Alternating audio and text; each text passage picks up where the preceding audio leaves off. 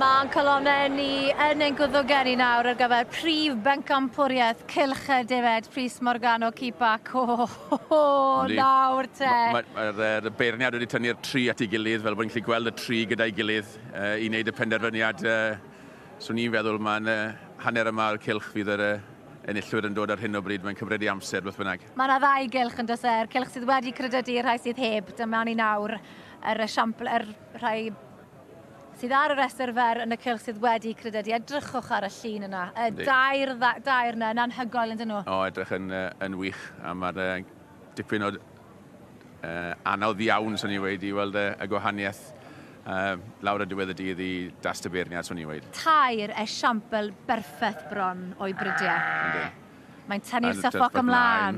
Un cam. Ydy hwnna'n golygu rhywbeth? Pwy a wyr. Gewn ni weld nawr. Ond un peth ni'n gwybod, allan o'r 5 sydd ar y rhestr fer, diwrnod y merched fydd i heddi, dim ond merched sydd yma. Wel ie, David, lle'n gweld yr un hwrdd wedi dod ymlaen, ond wedi tynnu ymlaen yr Dirt Spotted a'r syffoc. Dwi'n meddwl falle bod e'n gwneud i benderfyniad, Prys. Ydy we? Pwy sy'n mynd â hi? Y syffoc? Ie, y syffoc sy'n ei ennill. Arbennig! A mae'n ddafad wych hefyd, yndi.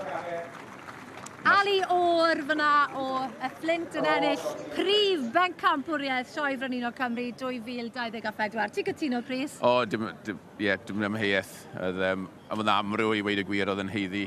A fi'n credu mae tast y beirniad oedd ar diwedd y dydd. Y syffoc yn aml yn cyrraedd y brig, a'r beirniad wedi sefyll yn driw i'w fryd hefyd, y syffoc. A fi'n credu fel yn edrych nawr, Ali Jackson, Prif Benc y llynedd yn ennill y gil wobr. Ie, yn ennill y gil wobr. Mae hwnna'n ddafad aruthrol o dda hefyd. A bysau hwnna'n cynhyrchu wyn bendigedig o ran i charcas. Diolch o galon, Prys. Well.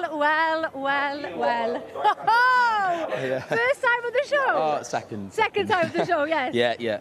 And it's going to be a show to remember, I'm sure. Oh, it definitely is, yeah. She's one in a million, I think.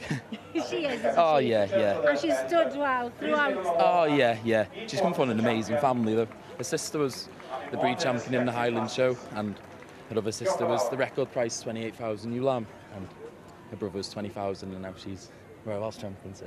And her sister's done well up in the Highland show as well. Oh, yeah, she was breed champion, so she's, hellish nice family.